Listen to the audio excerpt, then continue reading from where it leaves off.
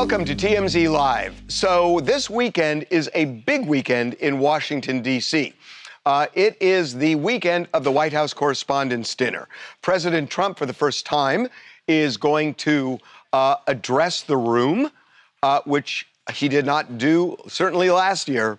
And there has been a contentious relationship between Trump and the media. A lot of media members are going to be wearing these First Amendment pins, I suppose, as some form of protest, because they say Trump is trying to impede their First Amendment rights. It will be interesting to see if the audience applauds President Trump, because there are a lot of people who have a lot of animosity toward him in that audience. I think that's real talk.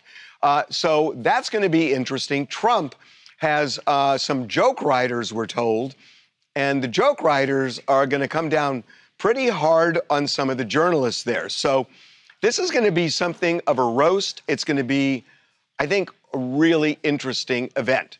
But before the event, there are parties. And this always happens. It's the biggest weekend in D.C. This is like Oscar weekend in Hollywood. And there are a lot of parties thrown.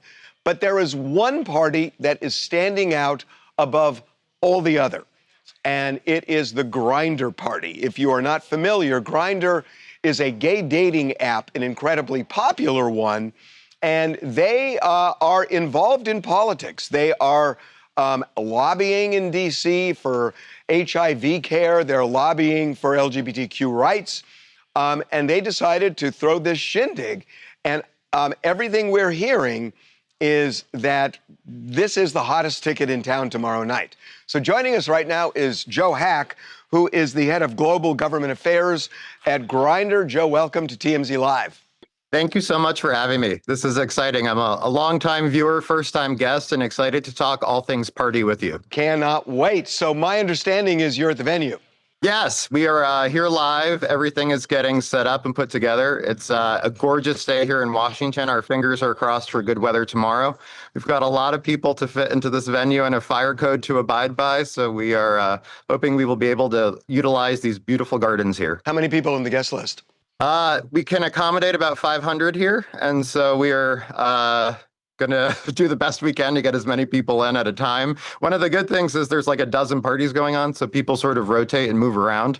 But as you say, there has been enormous interest frankly, on both sides of the aisle, from all different types, from journalists, from LGBTQ leaders across the country who really are excited that we're doing this.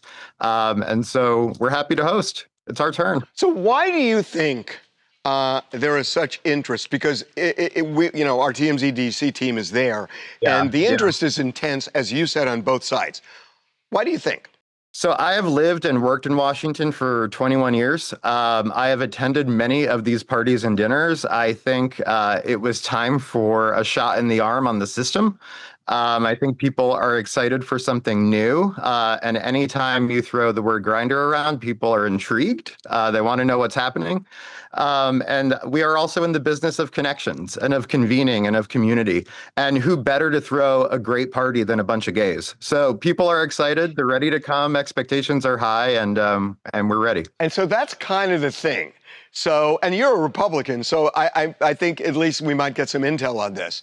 So here's my outside take, which is that there are a lot of people who are intrigued, and a lot of people are going to go because they think it's cool.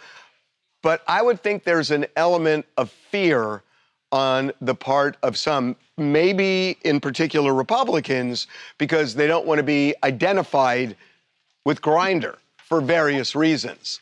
Am I wrong? I haven't really sensed that. And I've spent the last year doing work on Capitol Hill and meeting with the administration on issues we care about. We've had a good reception on both sides of the aisle and have found ways to make progress on the issues we care about. So I don't sense that there's fear out there. I think people are excited. I was out last night at an event at the French ambassador's house, and frankly, it's all anyone was talking about. So I think people are ready. I think I don't sense fear. I sense joy. And I think that's part of what our company and our brand is all about is there's an irreverence to us. There is a joy to us. There's a fun to it. And frankly, right now, perhaps more than ever, there's a great weightiness here in Washington. There's just a lot happening, regardless of which side of the aisle you sit on. And so I think there's a desire for some fun and to meet new people. And this is sort of the, the epic moment in Washington, as you described earlier, where people come together from both sides and from the media. And I think that that's also one of the great sort of convergences that's happened is we represent a community really that was born out of the First Amendment, that was born out of free speech, that was born out of the right to associate, the right to pursue happiness, the right to associate with who you want to associate with. And this weekend in Washington is a celebration of that First Amendment. And so that's how we are framing this, is as a toast to the First Amendment. As we gather and celebrate with our friends in the media. And we are a community, again, that is very much aligned with that. Anybody from the administration coming? We have had some folks express interest. We'll see from various levels. We're not disclosing any of the guests, but we will have a lot of reporters here covering the event. So it won't be a secret. But yeah, we've had great interest from both sides. Is there going to be Secret Service? We will have security, of course. Secret? I said Secret Service. We will have security, and it will be a safe event. I'll take that as a yes. What's interesting is that you're throwing your party, and we landed in D.C. just last week, TMZ D.C. So, I've heard. It caused a little bit of a stir. Yeah, but you know what? We've gotten a great reception from people, like a great reception from people. And it's interesting that we kind of converge at the same time with something different. And you should know that our three guys, Jacob, Charlie, and Jackson, are going to be at your party tomorrow night. I am well aware. We keep tight control on that guest list. We're excited to have them. And yeah, I think to your point, I think one of the things you guys do well and that we also sort of represent is authenticity. And I think there's a real craving for that right now in the country and to sort of like break down the various barriers that have existed between our leadership and people or various communities. And I think there's an excitement about all that. And I think, yes, the convergence of our two arrivals is we're not new to DC. We've had users in DC since our company started in 2009. We stood up a more formalized government affairs function a year ago to advocate for our community. But we're not new here. But this event is. And so this is sort of like our coming out in DC to kind of plant the flag, let people know we're here, let people know the issues we care about, what we're working on, and try to make a difference. And then real quick, is there entertainment? I think there's enough draw here that I didn't feel compelled to go hire an expensive entertainer. But it's going to be a great party. I would think you could probably get people for free, but I get your point. Listen, this sounds fantastic. We're going to cover it. Can't wait to see what happens there, and hope it doesn't rain, because apparently the weather there has been brutal. It's been wild. It's a roller coaster. But thank you so much for having me. It was great to talk, and hope we can do so again. Would love it. There was a hearing today in the David murder case, and it's official now. The prelim is going to go down on May 1st. And it is a big deal because the prosecution will have to present enough evidence to show that there is cause for the judge to say he should stand trial for the murder of Celeste Rivas. So the prosecutor told the courtroom, that they found a bunch of child pornography on David's phone. You remember, they seized various digital equipment, including his phone, during the process of the search warrant and the arrest. So they say they found child porn. They didn't disclose what that was, whether there's video of Celeste. We have no idea. And we also have no idea what the nature of this is. It's going to be interesting to see if a judge allows that into evidence. There's going to be an argument whether allowing child porn in would unfairly prejudice a jury. in hearing this. And I don't know how the judge is going to rule, but one of the things judges are concerned about is getting reversed on appeal. So even though the prosecution says they have it, that doesn't necessarily mean it's going to be part of the trial. Renee Reed's Atlanta. And I just want to say that I feel like David, the child pornography being in his phone, I do feel like he's indulged in some indecent behavior with Celeste and, her being underage. I feel like he does like underage girls, but I don't think he's guilty of killing her. Well, that's going to be listen, this is not dissimilar in a sense from Diddy, where they were going after him for racketeering and trafficking, but they ended up getting him on the Mann Act. So could David theoretically be found guilty of having sex with an underage girl and at the same time being found not guilty of murder? That is a possibility. We will have to see. Coming up. We have been beating the drum on this OUTA movement that we started, out with their asses, basically cleaning house in Congress. And if you think I'm alone on this, Be right back.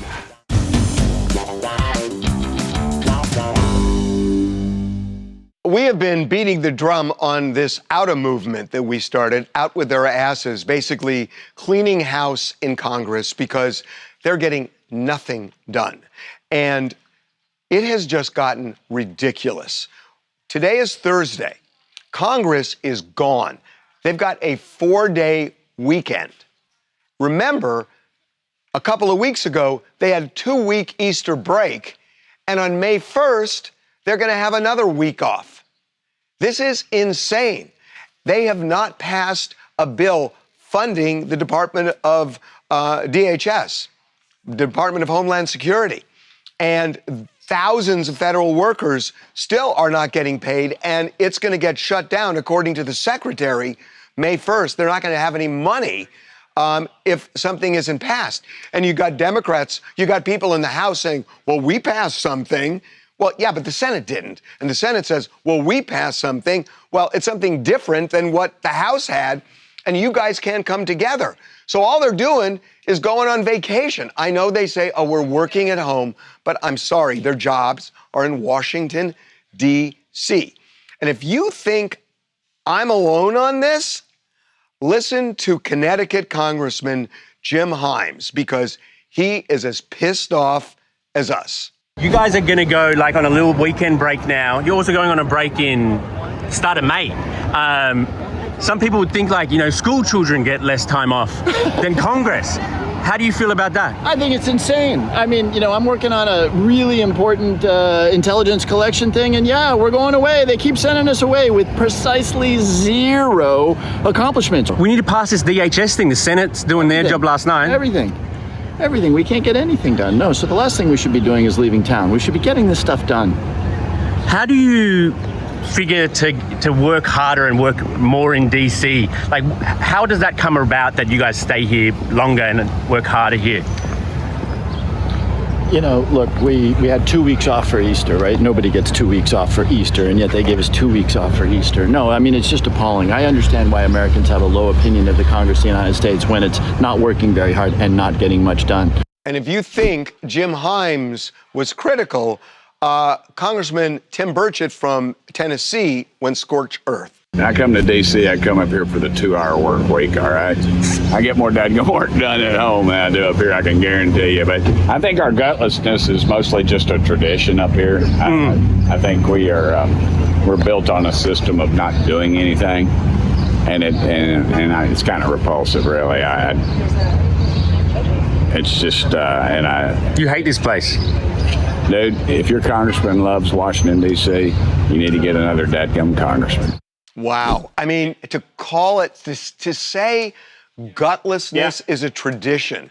Again, this is bipartisan. It is. It's truly, Harvey, the one thing that everyone can agree on, that they are just doing an awful job, that they don't work hard. He's right.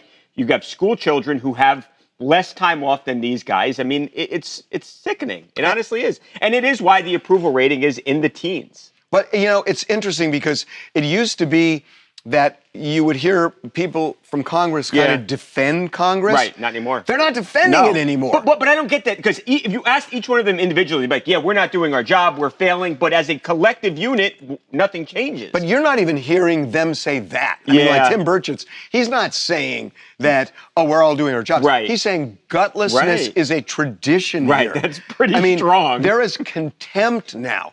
And, you know, part of it is the leadership. They're the ones that are sending them home.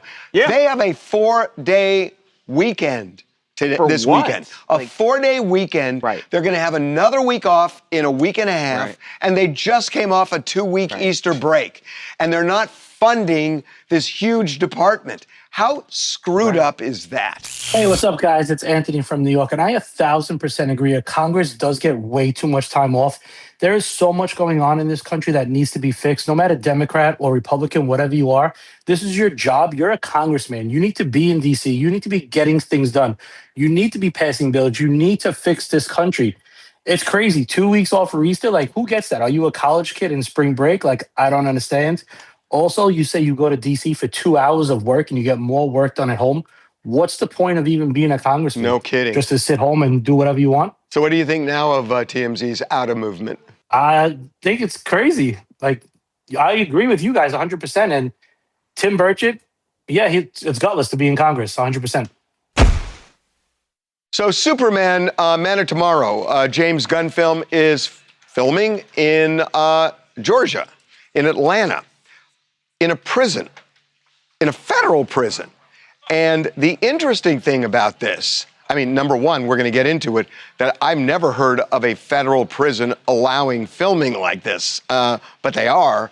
But the inmates are going crazy because what's happened is because they're bringing film crews in, because they need quiet or whatever, they're keeping the inmates in their cells, that they have a right to roam during certain parts of the day.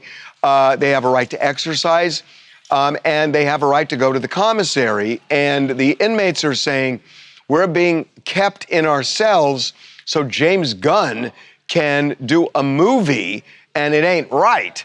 So the inmates are pissed off, and the filming is going on, but it is crazy to me that this is happening in federal prison. The only thing I can think of is James Gunn must be paying some significant money to have this done, and maybe the prison benefits from that because prisons need money.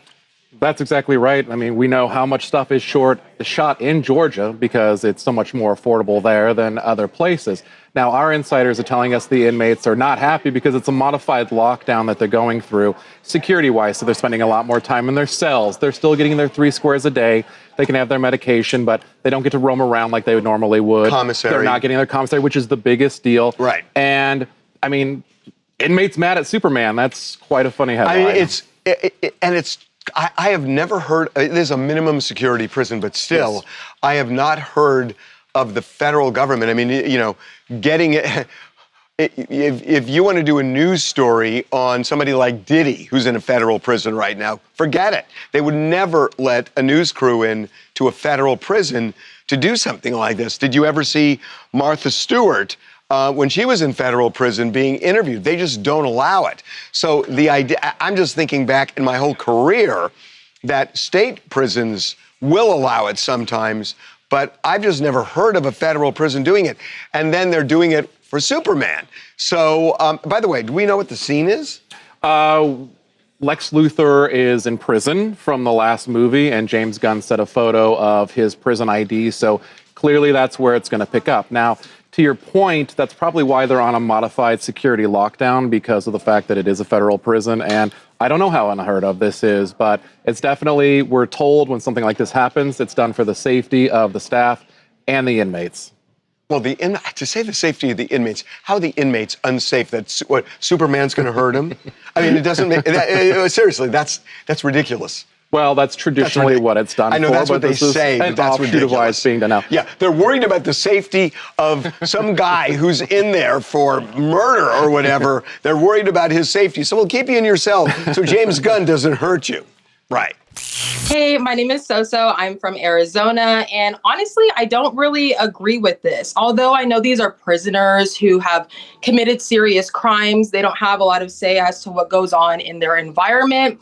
I feel like there has to be a level of consideration as to how outside activity is going to affect these people in their day-to-day lives. Then that raises the question, is this an unnecessary disruption? I mean, yes, these people have lost rights, but this is their day-to-day life. There's plenty of other places to film.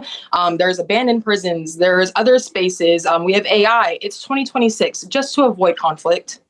Well, also, disruption from what? I mean, they're in their cells most of the time. If anything, you might think on a level it might be interesting to kind of watch a movie like this being filmed. So I don't know. Coming up. Now we have video of Dylan Sprouse, crime fighter. He took down what initially seemed like a would-be burglar at his home in the Hollywood Hills. Dylan came out with a gun and actually chased the guy into the street and eventually tackled him. Be right back. TMZ's got every freaking thing. Big celebs, big stories, big events. BB Rexa was looking hot on vacation. Look at the water, too. Did you just say look at the water? I mean, I'll be honest, that is what I was looking at.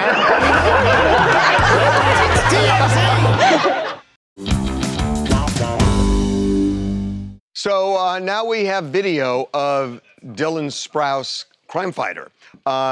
He took down what initially seemed like a would-be burglar at his home in the Hollywood Hills early in the morning Friday, around 12:30 in the morning. He and his wife were presumably sleeping when somebody entered their property.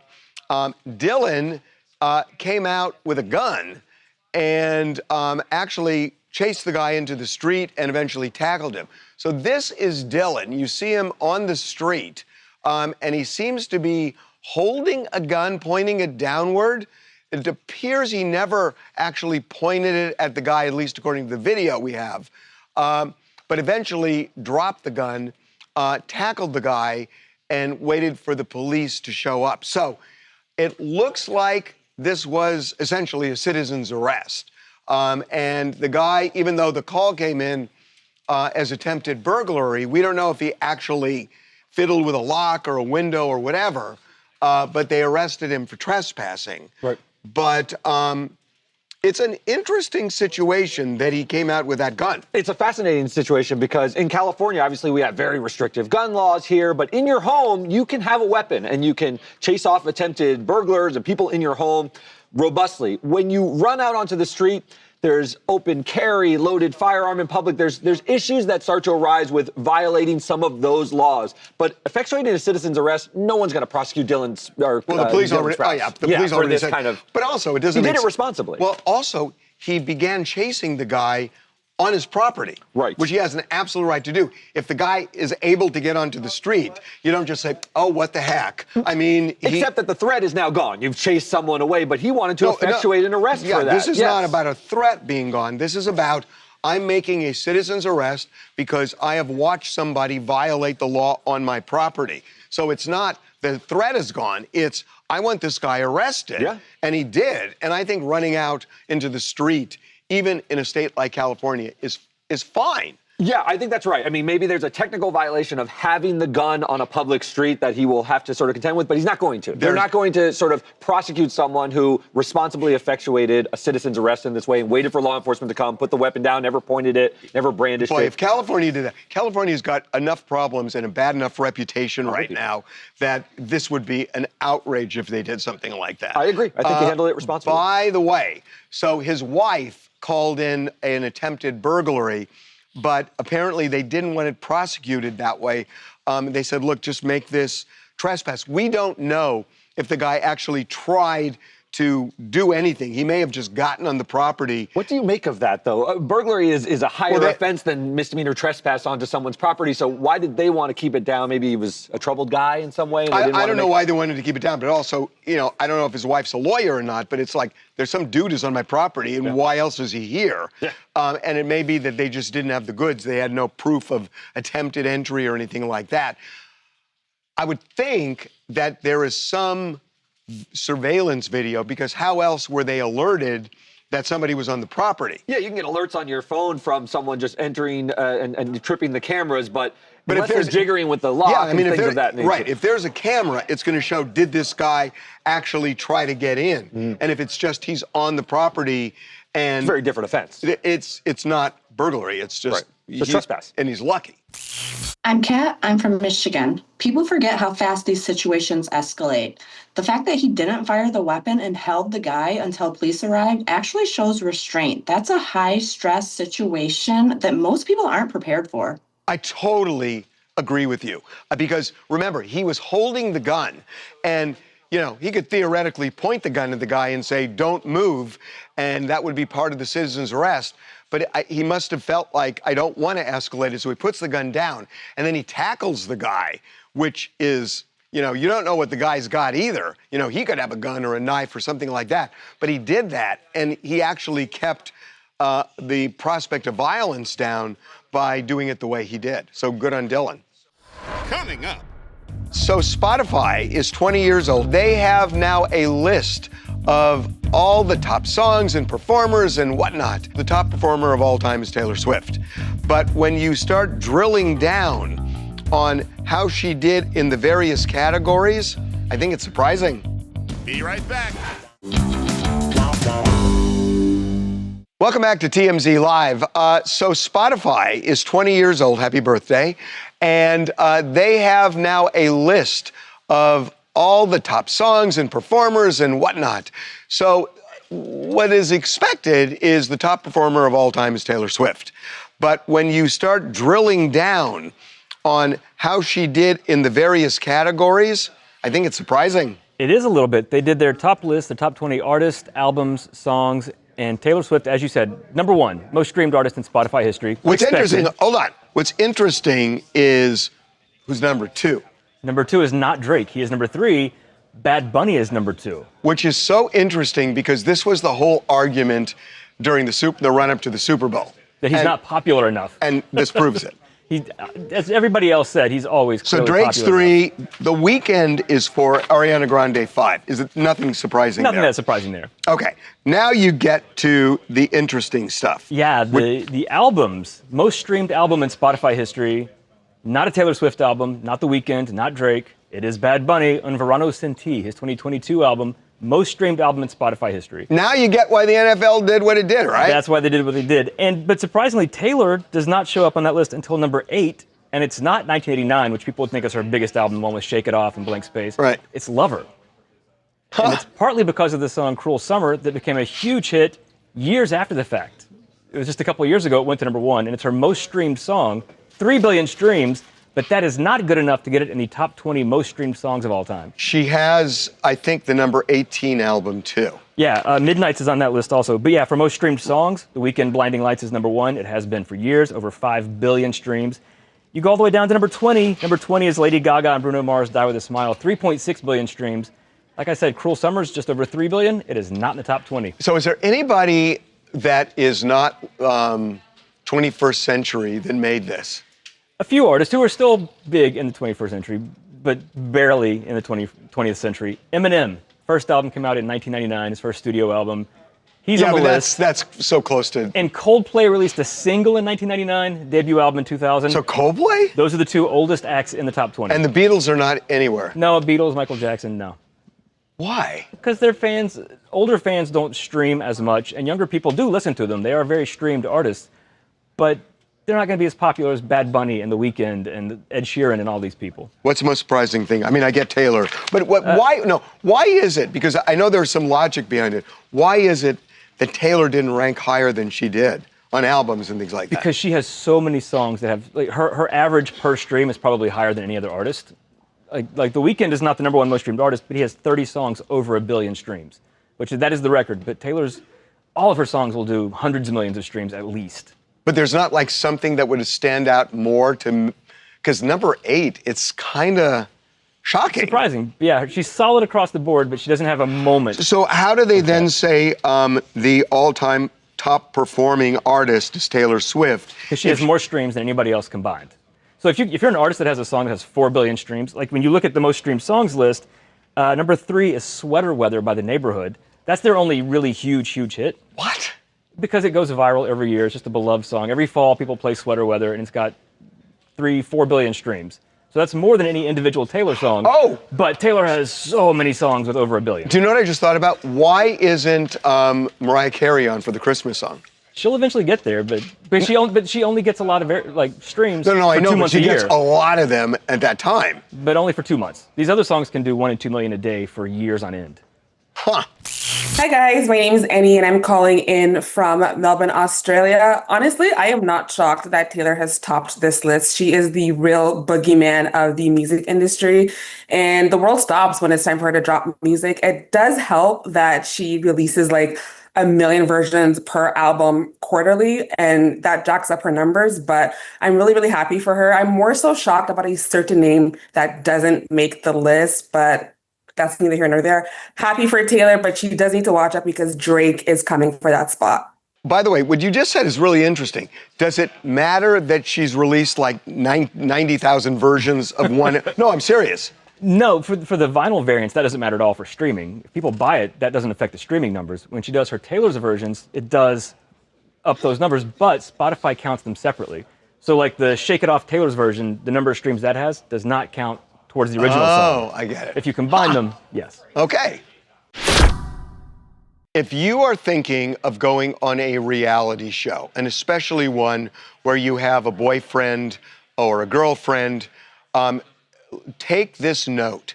You need to be cheated on because it is the best career move you can possibly make. It guarantees you fame and fortune if you get cheated on a reality show.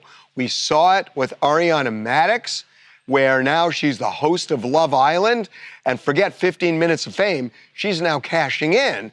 And we're seeing it again with Sierra Miller. Sierra Miller, who was, quote, cheated on or something, or Amanda broke girl code by dating her ex-boyfriend. Now she's going to be on Dancing with the Stars.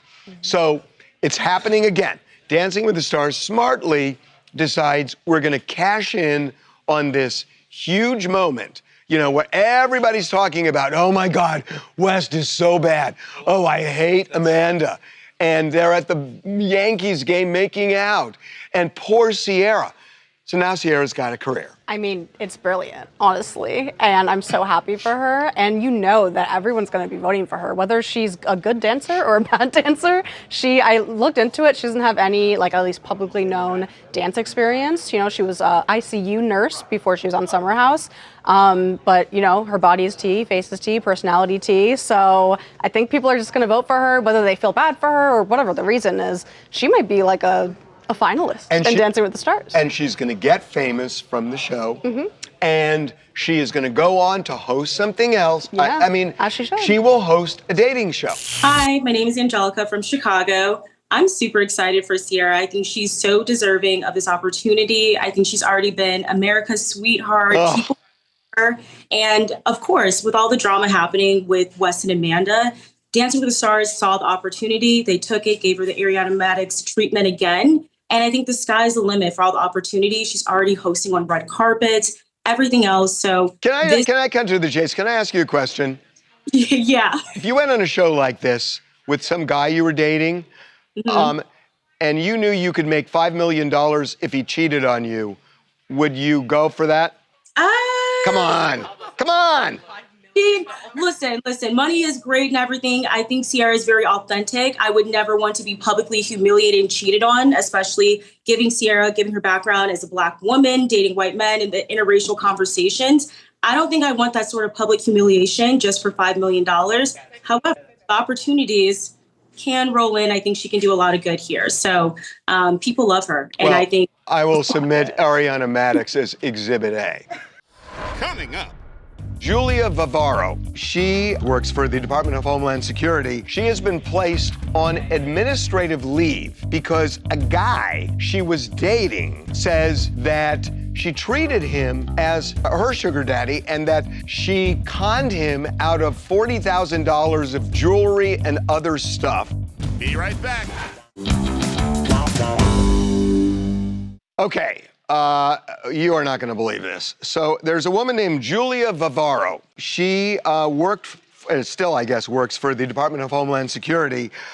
She is a deputy assistant secretary there. She has been placed on administrative leave because a guy she was dating says that she conned him out of $40,000 of jewelry and other stuff, and that basically she treated him as her sugar daddy, and that basically she was conning him out of money. This guy is a little bitch. I mean, I am sorry, but this is insanity that some guy wants to get laid and is willing to give this woman presents and all this other stuff. There's a phrase in the Jewish religion, Manish Tana Halayla Hazeh. Why is this night different from all the others? This happens all the time. And they've put her on administrative leave. There must be something we're missing here, because this guy doesn't allege that she made him any false promises or anything like that. He just alleges that he bought her a lot of jewelry and took her on lavish vacations, totaling $40,000, and then I guess she broke up with him or left him or whatever it is, and he's saying that he was treated as if he was a John and she was a prostitute, but she never made him any promises that he alleges. And people do this. Yes. It's the perils of dating. It is. And, what he's saying is that she's done this to others, and now she's subject to blackmail.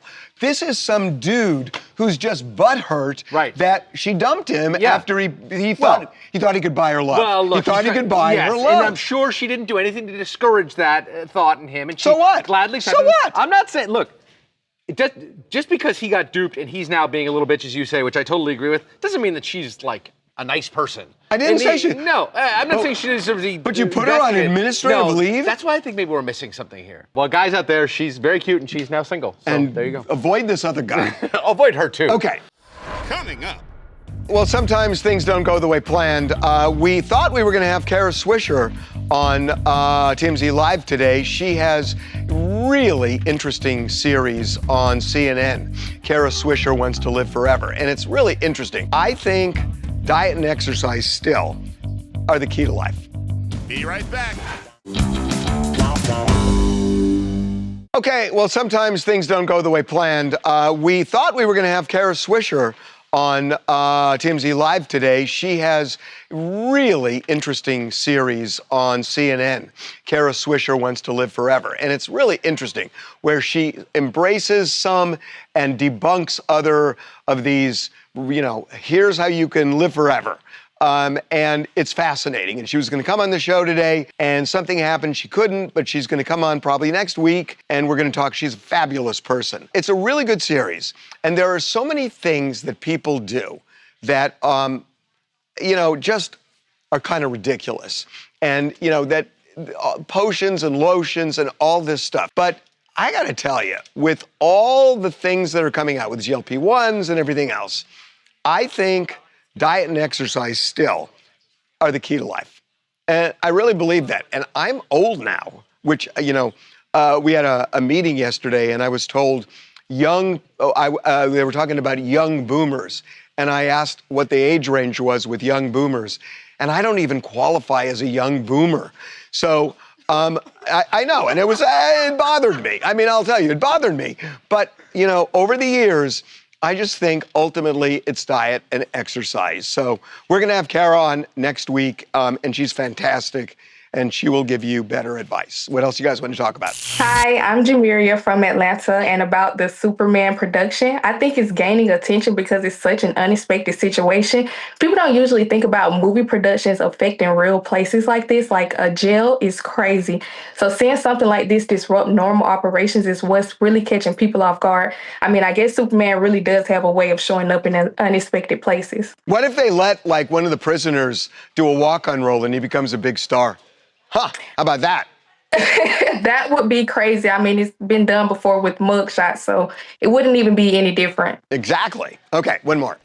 I saw recently that Taylor Swift and Bad Bunny are the two most streamed artists in Spotify history, and I think it really speaks to the unifying power of both of their messages as artists. And I think it's great that they're finally getting the flowers that they deserve. Yeah, well, we knew Taylor was going to be there, but the fact that Bad Bunny is there is such a statement about that the NFL knew what it was doing. Coming up. So we started the show out by talking about the big Grindr party this weekend, actually tomorrow night. One of the attendees, Jacob Wasserman. So what's your game plan there? We're ready to party. Be right back. Okay, so we started the show out by talking about the big Grindr party this weekend, actually tomorrow night. One of the attendees, Jacob Wasserman, the co-managing editor of TMZ DC. So what's your game plan there? We're ready to party. I mean, that's the game plan, right? It's like me, Charlie Jackson, we're ready to mingle, shake hands, break it down a little bit. Should be a fun night. You got any end game, or is this just you going drinking and shaking hands? I'm going to leave the drinking aside, but definitely shaking hands. And I think it's just all about confidence, you know? You just got to, maybe if the dance floor is empty, I'm not afraid to be the first one to, you know, break down. Oh, God. You're serious? As a heart attack. You know this is a Grindr party, right? Sounds good. I love to grind. Okay, you guys have been doing a great job there, I got to say. You guys have been doing a great job. Is it fun? Time of my life, boss. Were you serious, son? Yes, sir. Okay, guys, we'll see you tomorrow.